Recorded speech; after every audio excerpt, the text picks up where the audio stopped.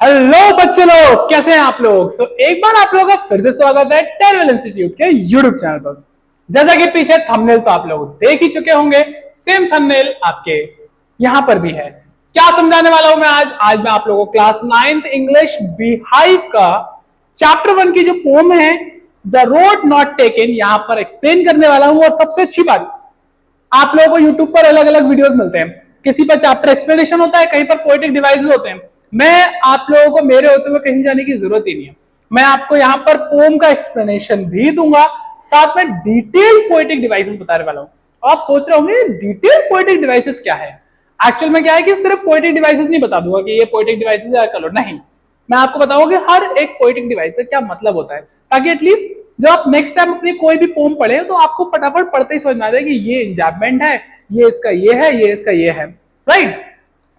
जैसे कि मैं हमेशा कहता हूं, वीडियो को पूरा लास्ट तक देखना और लास्ट तक देखने के बाद ही लाइक करना और शेयर करना। ओके, चलिए। तो सबसे पहले मैं आपका पोम की जो एक्सप्लेनेशन है वो स्टार्ट करता हूं। बहुत ही ज्यादा बड़ा वीडियो नहीं होने वाला है। पूरा एक्सप्लेनेशन करने के बाद हार्डली मे भी हो सकता है 20 मिनट्स का वीडियो हो, या छोटा मोटा एक्सटेंड भी हो सकता है, कम भी हो सकता है। ओके, वीडियो में लास्ट तक बने रहिएगा और पूरी पोम का एक्सप्लेनेशन देखिए। जैसे कि मैंने यहाँ पे लिखा हुआ है ना, इसको देख लिया मतलब फुल मार्क्स, मतलब इस पोम में से तो आपके मार्क्स कहीं नहीं जाने वाले। चलिए, तो टाइम वेस्ट नहीं करते हैं और शुरू करते हैं अपना पोम का एक्सप्लेनेशन। तो ये आ गई हमारी पोम, जिसका नाम है the road not taken, written by Robert Frost. Robert Frost brilliant writer यार, बहुत अच्छे पोएट हैं और कनेक्ट कर पाते हैं हम उनकी पोम से। जैसे कि सबसे पहले लिखा हुआ है this well known poem is about making choices. Actual में ये जो पोम है, और ये बहुत अच्छी पोम है, एक्चुअल में आप लोग अपनी रियल लाइफ से रिलेट कर पाएंगे। ये पोम है अपनी लाइफ में जो हम लोग चॉइसेस लेते हैं, जो हमारे पास कभी कभी 2 या 3 रास्ते आते हैं और हमें उन रास्तों में से कोई एक चॉइस करनी पड़ती है, उससे रिलेटेड है।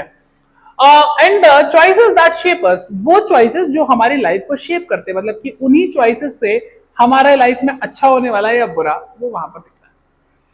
Robert Frost is an American poet who right simply. Robert Frost जो है एक अमेरिकन पोएट है, सिंपली सीधी सी भाषा में लिखते हैं, फालतू में घुमाते नहीं है। और सबसे अच्छी बात यह है कि वो कॉमन ऑर्डिनरी एक्सपीरियंस, मतलब कि आप जैसी पोम को पढ़ेंगे आपको हाँ हाँ हाँ ऐसा हुआ था, राइट राइट राइट, इस तरीके से। तो सबसे पहले टाइम वेस्ट ना करते हुए हम स्टार्ट करते हैं अपना पहला stanza. Two road diverse in a yellow wood. यहां पर येलो वुड का मतलब जो पोम के अकॉर्डिंग है, ये थोड़ा सा स्प्रिंग सीजन वगैरह थोड़ा सा दर्शा रहा है।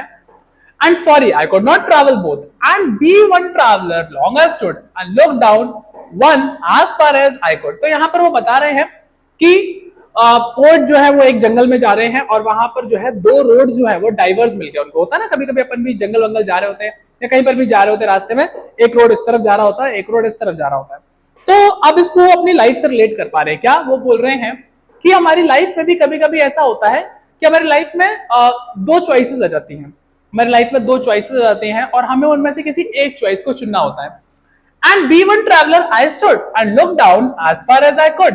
वो बता रहे हैं to where it bend it is undergrowth. तो यहां पर वो बता रहे हैं क्या कि जहां तक मैं देख पा रहा हूं, मैं दोनों ही चीजों को देखता हूं, और जैसे ही वो बेंट हो जाता है, मतलब कि जैसे ही वो रास्ता मुड़ जाता है, फिर उसके आगे मुझे नहीं पता। तो ऐसे ही वो बता रहे हैं क्या कि लाइफ में हमारे 2 चॉइस आ गए। जैसे मान लीजिए आप क्लास 9th है, आप गए, आपको क्या बोलते हैं, आपके यहाँ 2 सब्जेक्ट्स मिल गए आपको।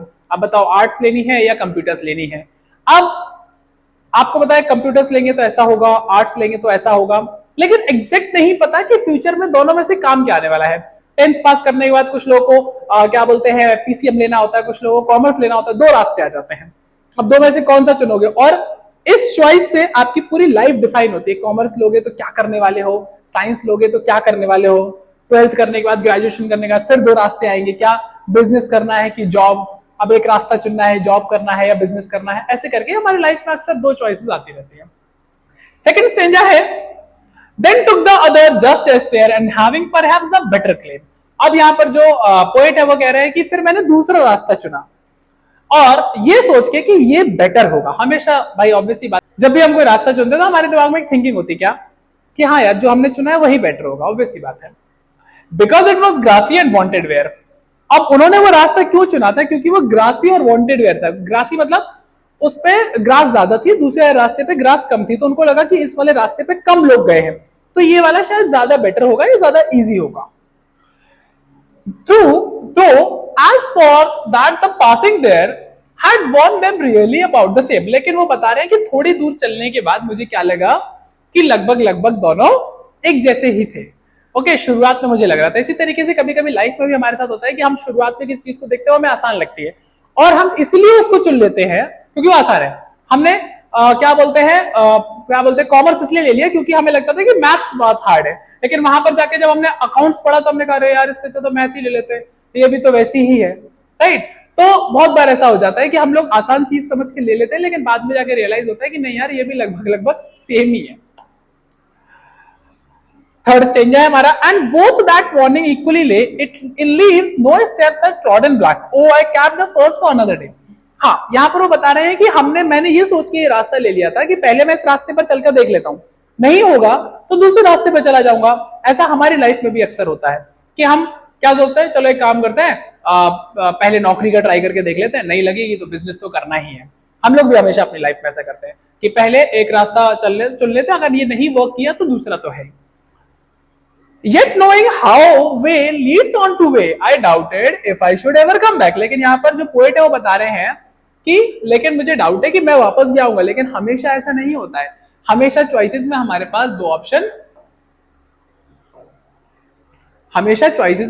दो ऑप्शंस नहीं होते हैं।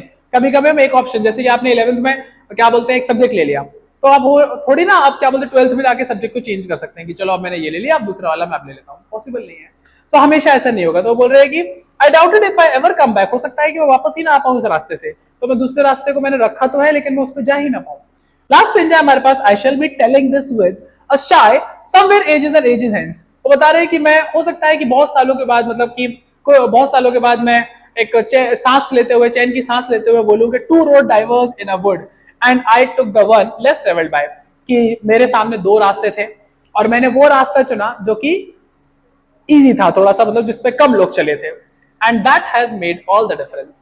और इसी वजह से मेरी जो लाइफ है उसमें जितने भी डिफरेंसेस हैं वो उस एक डिसीजन की वजह से। हो सकता है कि उस समय का वो डिसीजन अच्छा हुआ हो और मैं लाइफ में जाके बोल रहा हूं क्या कि यार अच्छा हुआ कि मैंने उस समय वो सब्जेक्ट लिया या वो डिसीजन लिया, या मैंने क्या बोलते हैं जॉब करने का सोचा, या मैंने बिजनेस करने का सोचा और उसी वजह से आज मैं यहां पर हूं।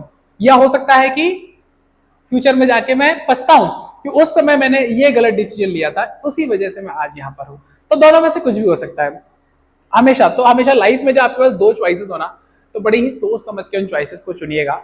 वो चाहे फिर वो दो चॉइसेस कभी भी कैसी भी हो सकती हैं, क्योंकि वो दो चॉइसेस में से जो आप चॉइस करने वाले ना एक, वो सारे के सारे डिफरेंसेस जो है ना आपके आने वाली लाइफ पर देने वाला है। यहाँ पर मैं एक छोटी सी अपनी लाइफ स्टोरी शेयर कर रहा हूँ आप लोगों से। क्या हुआ था, जैसे जो लोग मुझे पर्सनली जानते हैं मैं उनको बता चुका हूँ कि मैं पहले 150-160 किलो का था, उनको पता भी है, बहुत सारे लोगों ने मुझे देखा भी है। तो क्या हुआ कि मैं 160 का हो गया था और दिन प्रतिदिन बढ़ता ही चला जा रहा था महंगाई की तरह। तो क्या हुआ कि लोगों ने मुझे बोला कि अब आप पतले नहीं हो सकते। मैंने भी सोच लिया था मैं पतला नहीं हो सकता। फिर मैंने एक दिन सोचा कि यार अभी मैं 10 किलो और बढ़ जाऊंगा, कुछ दिन बाद 200 किलो का हो जाऊंगा। एक समय ऐसा आएगा इसी तरीके से वेट बढ़ता रहा तो कुछ करने लायक नहीं रहूंगा, बेड पे लेट जाऊंगा।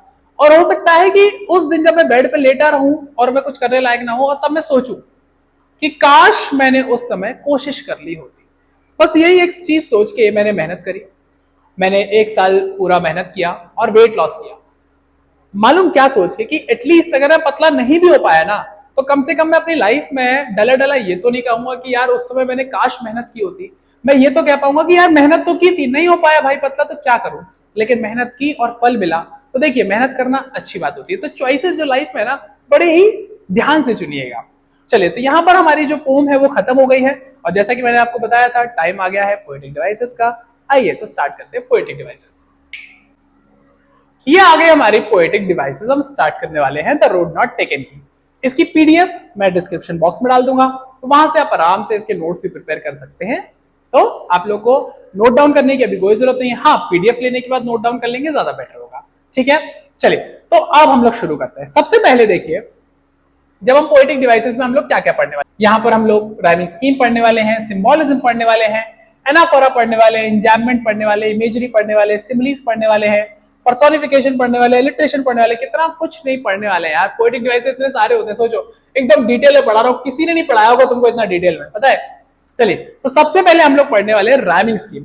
सबसे पहले मैं आपको बता दूं राइमिंग स्कीम क्या होता है। जो भी आपका पैरा होता है, जैसे ये स्टेंजा 1 है आपका, स्टेंजा 1 के जो लास्ट वर्ड है, जैसे wood, both, stood, could, undergrowth, wood, both, stood, could, undergrowth, दिखा है आपको? ये लास्ट वर्ड है हमारे पास, wood, both, stood, could, undergrowth.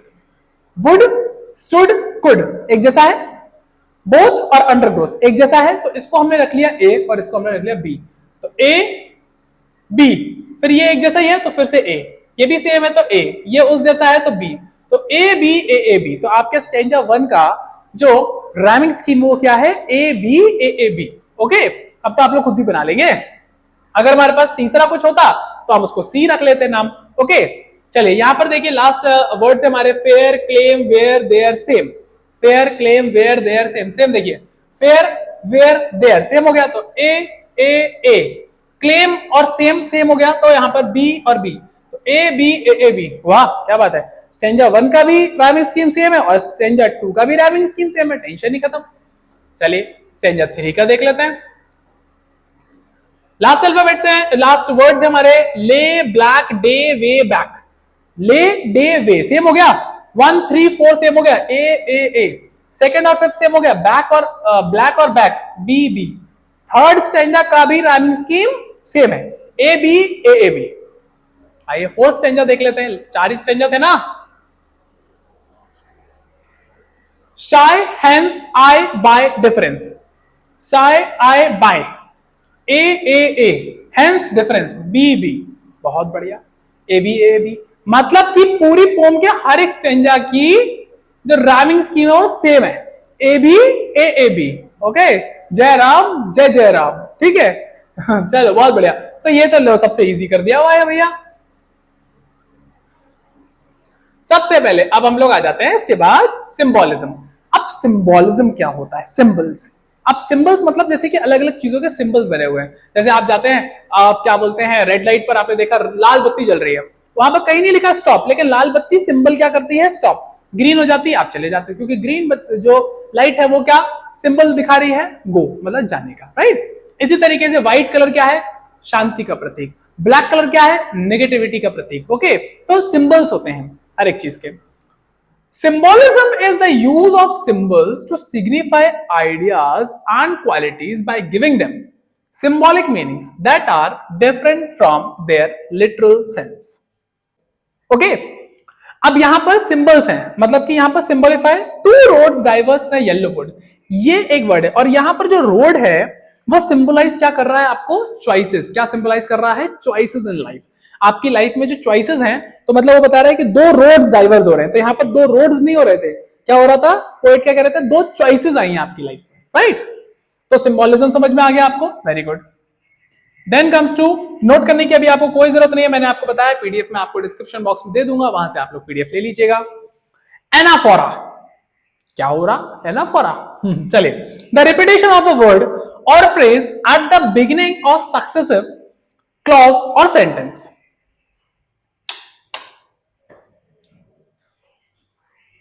यहां पर क्या?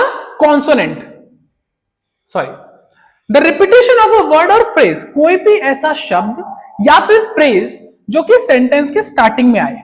जैसे कि यहां पर देखिए, स्टार्टिंग में यहां पर टू आ रहा है, या एंड आ रहा है, या एंड आ रहा है, या एंड आ रहा है, टू आ रहा है, तो ये रिपीटेशन तीन चीजों का हुआ। किसका हुआ? एंड का।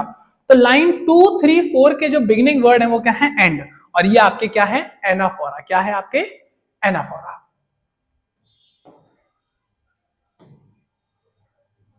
Then comes enjambment, continuation of a sentence into two or more lines in a poem without using any punctuation। मतलब कि ऐसी लाइन, जैसे कि आप यहां पर देखिए लाइंस, पहली लाइन के बाद कॉमा आ रहा है, सेकंड लाइन के बाद कुछ नहीं, थर्ड लाइन के बाद कुछ नहीं, third line sorry fourth line के बाद कुछ नहीं, और फिफ्थ लाइन के बाद सेमीकोलन।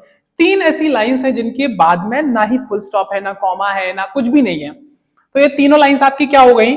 ये तीनों लाइंस आपकी हो गई इंजैम्पमेंट। क्या हो गई? इंजैम्पमेंट। मतलब कि जैसे मैंने यहां पर लाइक कॉमा लिखा है, कोई भी चीज नहीं आई, फुल स्टॉप भी नहीं आया, कुछ भी नहीं आया, तो लाइन 2 3 4 जो है वो आपकी क्या है? इंजैम्पमेंट। क्या है? इंजैम्पमेंट। सिमिलीज, बहुत सही। सिमिलीज पढ़ने का बड़ा फायदा होता है। सिमिलीज क्या होती हैं? सिमिलैरिटीज। आपकी क्लास में एक मोटा लड़का है तो हम क्या बोलते हैं, ओ हाथी। अब एक्चुअली वो हाथी है नहीं, लेकिन मोटा है तो हमने मोटे को रिलेट कर लिया किससे, हाथी से। हमने कहा क्या, एक लंबा सा लड़का, उसको हम क्या बोल रहे हैं, जिराफ। जिराफ क्यों बोल रहे हैं, जिराफ थोड़ी ना, जानवर थोड़ी ना, इंसान है बेचारा। लेकिन आपने उसको सिमिलैरिटीज के साथ, क्योंकि इतना लंबा है तो लंबा मतलब क्या हो गया, जिराफ जैसा हो गया, राइट। तो सिमिलैरिटीज मिला लिया आपने। सो यहां पर हम लोग एज या फिर लाइक क्या है, किसके जैसा, अबे वो तो क्या बोलते हैं, जिराफ जैसा लंबा है, ऊंट के जैसा लंबा है, ऊंट के जैसा, ऊंट नहीं है, ऊंट के जैसा लंबा है। तो यहां पर लाइक और एज यूज करते हैं हम लोग। देखिए, सो यहां पर लाइक और एज आपको कहीं दिख रहा है, दिख रहा है, ये दिख रहा है, जस्ट एज फेयर। तो जस्ट एज फेयर जो है वो आपका क्या है, यहां पर सिमिली है, इसको सिमिली बोलते हैं, स्माइल मत बोलना। Then comes to personification. Personification को आप पर्सन याद रखिएगा, आपको हमेशा पर्सोनिफिकेशन याद रहेगा। पर्सोनिफिकेशन का मतलब होता है किसी भी निर्जीव चीज को या पोम के अंदर किसी भी चीज को जिसको हम लोग एक पर्सन की तरह पोर्ट्रे करें, तो वो पर्सोनिफिकेशन कहलाता है। It is the figure of speech in which a thing, an idea or an animal is given human attributes. यहां पर देखिए, because it was grassy and wanted wear, because it was grassy and wanted wear, तो यहां पर जो road है उसको हमने एज ए ह्यूमन बीइंग बोला है, क्योंकि रोड जो है as a human being and to be travelled by someone. Road जो है ह्यूमन बीइंग है और कोई एक इंसान जो है वो उस पर चलने वाला है, मतलब कोई एक चॉइस लेकर उस पर चलने वाला है। जैसे कि हमने चॉइस ली, और चॉइस कौन पूरी करने वाला, हम लोग। तो वहां जो रोड है वो क्या पर्सोनिफाई कर रहा है, ह्यूमन बीइंग को। Then comes to alliteration. Alliteration का मतलब होता है, कॉन्सोनेंट्स तो आपको पता ही होंगे, कॉन्सोनेंट साउंड होते हैं, ए ई आई ओ यू के अलावा बाकी के जितने भी 21 अल्फाबेट्स होते हैं वो सबके सब कॉन्सोनेंट्स होते हैं। Repetition of consonant sound at the beginning of word, उसको हम लोग बोलते हैं क्या, alliteration. Because it was grassy and wanted where, यहां पर आपका ये जो स्टेंजा है दिख रहा है आपको, was wanted where, was wanted where, W W W 3 बार आ गया, तो ये जो डब्ल्यू है थर्ड लाइन में वो क्या है आपका, एलिट्रेशन। फिर फोर्थ लाइन देखिए, T H T H T H repeat हो रहा है, तो ये जो टी एच है आपका वो क्या है आपका, एलिट्रेशन। बाकी आपको कहीं पर रिपीटेशन दिख रही है स्टेंजा में, नहीं। तो जहां पर भी आपको रिपीटेशन दिखे याद रखिएगा वो क्या है आपका, एलिट्रेशन। मैं आपको यहां पर एक्सप्लेनेशन के साथ क्यों बता रहा हूं, उसका रीजन है, ताकि नेक्स्ट टाइम जब भी आप पोम पढ़े आपको पढ़ते पढ़ते ही समझ में आ जाए, अच्छा ये तो एलिट्रेशन है, अरे यार ये तो इंजाममेंट है, अरे यार ये तो क्या बोलते हैं राइमिंग स्कीम बन गई, आप खुद ही बना लोगे, राइट। देन कम्स टू हमारे पास स्टेंजा 3 में भी एलिट्रेशन है, क्या, O I kept for first for the another day. तो फर्स्ट और फॉर, एफ और एफ, अब भाई कहीं पर आपको इक्वल दिख रहे हैं क्या, नहीं। तो एफ और एफ ये आपका जो थर्ड लाइन में है वो आपका क्या है, एलिट्रेशन। अब आता है रिपीटेशन, मतलब भी कोई भी चीज रिपीट हो रही होगी। चलिए बताइए एक नॉर्मल, चलो हम इसका एक्सप्लेनेशन पढ़ते ही नहीं है, आप तो रिपीटेशन सोचिए, पढ़िए। यहाँ पर कुछ भी रिपीट होता हुआ दिख रहा है आपको, कुछ भी रिपीट होता हुआ, हाँ दिख रहा है, एजेस एंड एजेस, इसके अलावा कुछ रिपीट होता हुआ दिख रहा है, हाँ। तो बस बताइए फिर रिपीटेशन क्या हुआ, ऑब्वियस सी बात है, एजेस एंड एजेस जो है सेकंड लाइन में रिपीटेशन है आपका, ओके। कोई भी वर्ड या फ्रेज रिपीट होता है तो उसको हम लोग नाम देते हैं क्या, रिपीटेशन। इसी के साथ में वीडियो के सारे पोम के जो आपके पोएटिक डिवाइसेस थे वो हो गए हैं खत्म, समझे। आप लोगों को इजीली समझ में आओगा, गारंटेड मैं इस बात को बोल सकता हूं, क्यों, क्योंकि मैंने बहुत ब्रीफ में समझाया है और बहुत अच्छे से हर एक चीज को एक्सप्लेन करके समझाया। फिर भी ना समझ में आया प्लीज कमेंट बॉक्स में लिखिएगा, okay. So I like again explain it. और अब अगर वीडियो पसंद आया हो तो चैनल को सब्सक्राइब कर दीजिए, अगर नहीं किया है सब्सक्राइब कर दिया है तो बहुत अच्छी बात है। वीडियो को लाइक कर दीजिए, बेल आइकन प्रेस नहीं किया है तो कर दीजिए, और अगर वीडियो यूजफुल लगा हो और दोस्तों की मदद करने का मन करे तो भाई शेयर कर देना, ओके। सो ओके बेटा बेटीज, तो यहां पर हमारी पोम होती है खत्म। बेल आइकन आप लोगों ने प्रेस कर रखा है, मतलब कि दूसरा नोटिफिकेशन जैसे ही डालूंगा आप लोग फटाफट उस वीडियो को देखेंगे और आप लोगों के लिए बहुत काम का होने वाला है। एक बार पढ़ लीजिए, नहीं समझ में आया एक बार दोबारा से पढ़ लीजिएगा, बट वीडियो को लास्ट तक देखा है इसके लिए बहुत बहुत थैंक यू, और आप लोगों के लिए बहुत यूजफुल होने वाला है, ओके। थैंक यू, मिलता हूं आप लोगों से नेक्स्ट वीडियो में, तब तक के लिए बाय बाय।